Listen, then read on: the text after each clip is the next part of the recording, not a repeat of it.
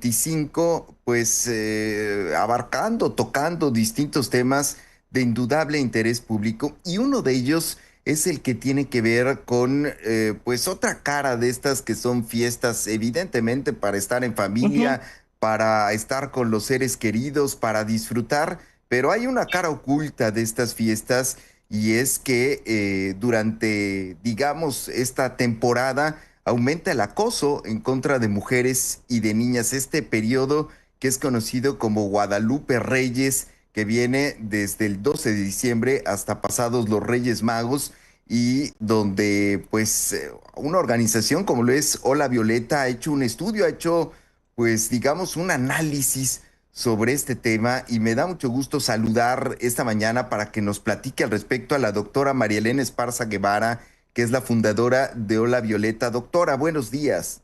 Buenos días, Manuel. Qué alegría estar contigo compartiendo esta última transmisión del año.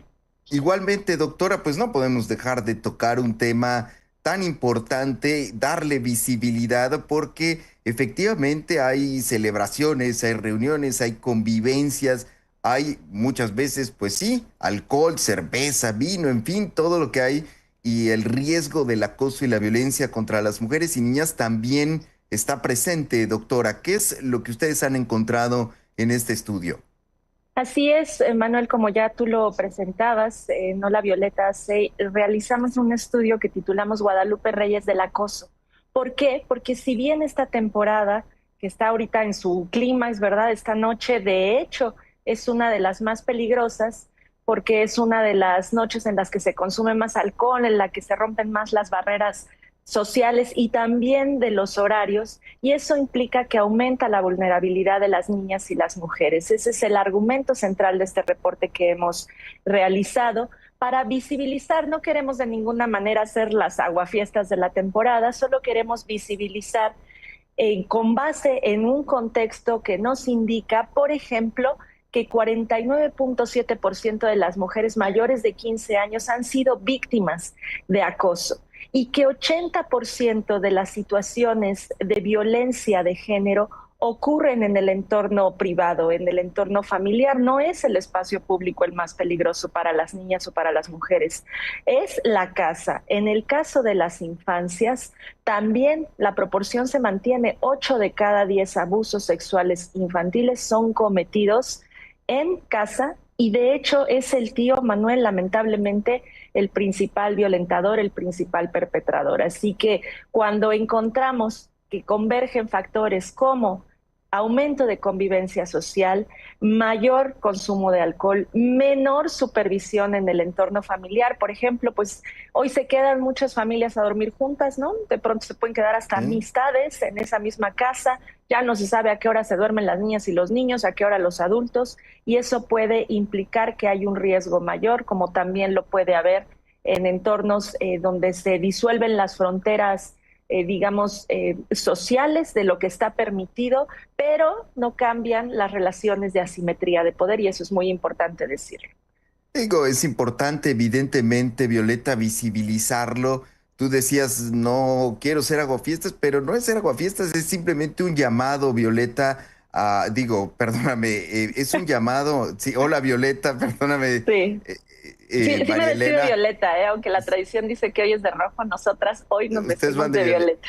violeta. Es un llamado, María Elena Esparza, a pues vivir unas fiestas que se pueden vivir maravillosamente, pero con responsabilidad y sin agresiones. O sea, es básicamente un llamado a tener unas fiestas sanas. Ahora, cuando se dan estos casos, María Elena, ¿cómo se confronta esta realidad, digámoslo así, sin reforzar el silencio, la culpa dentro de las familias? Por ejemplo, pienso en la responsabilidad que tienen quienes observan el acoso, ¿no? Quienes son testigos del momento, más allá de los directamente involucrados. Completamente de acuerdo. Fíjate que hay una teoría muy interesante de las relaciones familiares que las presentan como un sistema, las analizan como un sistema, y encuentra este investigador que los integrantes de ese sistema prefieren preservarlo incluso cuando hay algo que lo pone en riesgo, por ejemplo, una situación de abuso sexual infantil. Y por eso, Manuel, estos casos se vuelven el secreto a voces.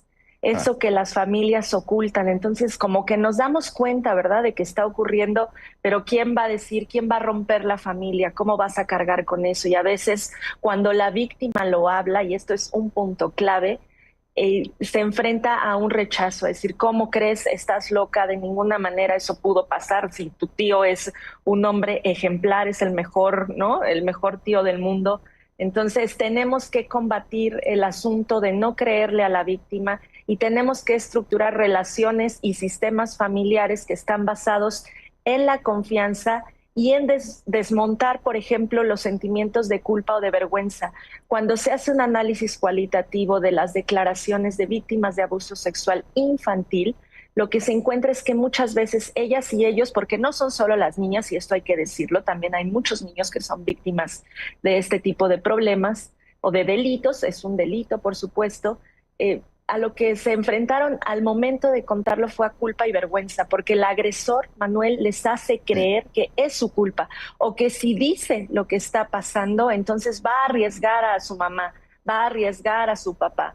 Entran en una dinámica de ese tipo en la que es muy complejo. Entonces, lo que tú decías, la persona que atestigua el evento tiene que ser la voz que levante la mano y que rompa el silencio. Ese sí que sería un gran propósito de Año Nuevo, ¿no? Sería muy bueno dedicarle una uva esta noche a romper esos pactos familiares que implican voltear la mirada hacia otro lado, cerrar los oídos cuando nos damos cuenta de que algo está raro con esa niña o con ese niño. Y hay señales pues, muy sencillas, por ejemplo, esto, y estoy segura de que a todo mundo le va a resultar familiar porque todos lo hemos escuchado en algún momento, saluda a tu tío. ¿Por qué no quieres darle un beso a tu tío? ¿No? Y entonces obligamos a esa niña o a ese niño a que se acerque, a que dé el abrazo, a que dé el beso, en lugar de, ¿qué tal si preguntamos, ¿por qué no quieres? ¿Ha pasado algo? ¿Alguna vez te has sentido incómoda o incómodo? Y si es responsabilidad pues de las personas adultas de ese entorno familiar incentivar esta pues ambiente de confianza en el que las infancias se sientan listas para contar lo que sufren sin temor al regaño, porque ese es un tema siempre con las niñas y los niños. Tienen miedo de que los van a regañar o los van a castigar si dicen lo que les pasó. Ahora, María Elena, esto cuando hay testigos, porque suele ocurrir evidentemente que pues algún tipo de comportamiento de acoso se dé precisamente frente a la cara y a la presencia de quienes están ahí reunidos, pero también hay momentos que pueden ocurrir, digamos, donde no hay testigos, en espacios, en momentos, baja por esto, acompáñame a traer esto del coche, este tipo de momentos donde no hay testigos. ¿Qué dirías al respecto, María Elena? Bueno, ahí hay que promover políticas de prevención, sí, políticas también familiares. Las políticas no solo ocurren en el espacio público o en el entorno público. Puede haber políticas familiares en las que, por ejemplo, le hablemos a las niñas y a los niños con total transparencia de esto puede existir. Si te tocan de esta manera, está mal. Y puedes decírmelo y yo sabré que no es tu culpa. Entonces prevenimos de esa forma porque efectivamente muchos agresores lo que buscan es pues ese momento en el que todo el mundo está distraído, en noches como hoy todo el mundo está en la fiesta y entonces ahí, cuando nadie me ve, es cuando puede ocurrir la situación de vulnerabilidad o de agresión, según sea el caso. Y esto no ocurre solamente en la familia y no ocurre solamente contra niñas y niños. Por ejemplo, en el reporte que publicamos en Hola Violeta, documentamos también esta situación en el entorno laboral, Manuel, y eso es algo muy importante. Ya pasaron las posadas, ya pasaron las fiestas de la oficina, pero muchas veces ahí se rompen también los códigos y puede ser que el jefe se pase de copas, que el colega se pase de copas y entonces se usa como justificación el pasarse de copas, de pasarse de la raya. Y para la mujer que es víctima, y esto lo reflejan muchos estudios en todo el mundo, porque no estamos hablando de un problema que se restrinja al territorio nacional. Como tú sabes, el problema de la violencia de género es estructural. La propia ONU ha Sí. trazado una agenda que, por cierto, ya vamos a estar más cerca que nunca ahora que empieza el 2026, la Agenda 2030 que nos plantea los objetivos de desarrollo sostenible y entre ellos está la igualdad de género, la igualdad sustantiva. Entonces, en el entorno laboral, Manuel, lo que ocurre con un tercio de las mujeres que son agredidas o que son acosadas en el contexto de las fiestas de la oficina, es que se repliegan, ya no asisten. ¿Te ha pasado que despiertas después de una fiesta y no recuerdas nada? Pues esto es exactamente lo que pasa en ¿Qué pasó ayer? Parte 2, la secuela del clásico que vuelve con borrón y cuenta nueva, esta vez en Tailandia. Te cuento un dato curioso. El director Todd Phillips cuenta que varias escenas se alcohol, en donde está la cena, está la comida, y la mujer ya no va, y ya no va porque se siente agredida, se siente en peligro, entonces se aleja y eso le quita oportunidades y amplía la brecha laboral que ya de por sí es profunda. Algunas otras continúan en ese entorno, pero no dicen nada por temor a las represalias o por temor a ser vistas como las exageradas, las locas, las dramáticas, las intensas del lugar, ¿no? Las emocionales, ¿verdad? Esa palabra que se ha vuelto pues casi que un insulto, cuando tendría que ser la verdad un orgullo ser una persona que muestra sus emociones, un hombre o una mujer. Y pasa también, curiosamente, se mantiene el patrón, Manuel, y con esto concluyo la respuesta a tu pregunta, en el entorno digital. Fíjate que en nuestro país 10.7 millones de mujeres han sido víctimas de ciberacoso en el último año, de acuerdo a Mosiva, que es el módulo que lo mide del INEGI, y un tercio de ellas también ahí lo que hace es cuando es ciberacosada, se retira de sus redes sociales, las silencia, las da de baja. Entonces, apartarnos de espacios que nos ha costado tantísimo ganar, como el entorno digital o el entorno laboral, también es otra forma de ser víctimas de violencia. Sí, ¿cómo influyen estos discursos mediáticos en torno a la Navidad y la fiesta en esta tolerancia social que existe hacia el acoso, hacia la violencia? Claro, se pasó, no, pues es que se pasó de copas, ahí no pasa nada, no era él, ¿no? No Mm. era él, no, él no es así. Pues es que sí es así también, y el consumo responsable de alcohol es parte de lo que tenemos que desarrollar como sociedad. Nosotras tenemos una campaña permanente que titulamos Hablemos con los hombres. Para nosotras es muy importante involucrarlos, Manuel, y a todos los hombres que nos están escuchando, como parte de la solución y como parte de esta ruta hacia la igualdad sustantiva, no solamente señalarlos como el agresor, ¿no? Allá hay una corriente que se llama el victimismo, que plantea Marta Lamas, que es, entonces todas las mujeres van a ser víctimas, todos los hombres victimarios. No, de ninguna manera. En Hola Violeta creemos que los hombres son parte de la solución, y eso pasa, por ejemplo, por hablar con ellos sobre consumo responsable y sobre este famosísima, ¿no? Frase que ha sido incluso campaña de gobierno. La propia jefa de gobierno ha impulsado mucho el tema de solo sí es sí. Si no dice no, también es no. Si no puede decir no porque ella también consumió de más, es que es no, y hay que cuidarla, hay que protegerla. Todavía tenemos esta frase, ¿no, Manuel? De se pasó de listo. Yo creo que tendríamos que modificarla. No es de ninguna manera pasarse de listo o una señal de inteligencia aprovecharse de alguien que no está en condiciones de consentir un acercamiento, por ejemplo.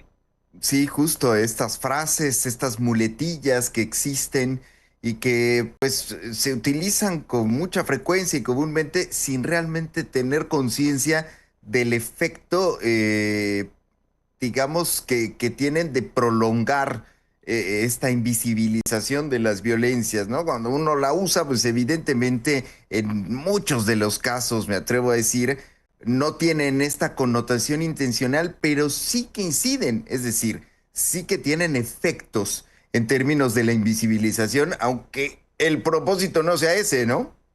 Por supuesto, no lo usamos, digamos, de manera dolosa. Es una frase como tantas otras, como tantos refranes, como tantas canciones que cantamos. Quizá algunas de ellas las vamos a Uf. cantar esta noche. Y no lo hacemos, por supuesto, con una intención de perpetuar esos roles, estereotipos de género o patrones violentos contra las mujeres. Pero sí ocurre, porque a través del lenguaje es como nombramos la realidad. Y a través de cómo nombramos la realidad es también el proceso por el cual la normalizamos.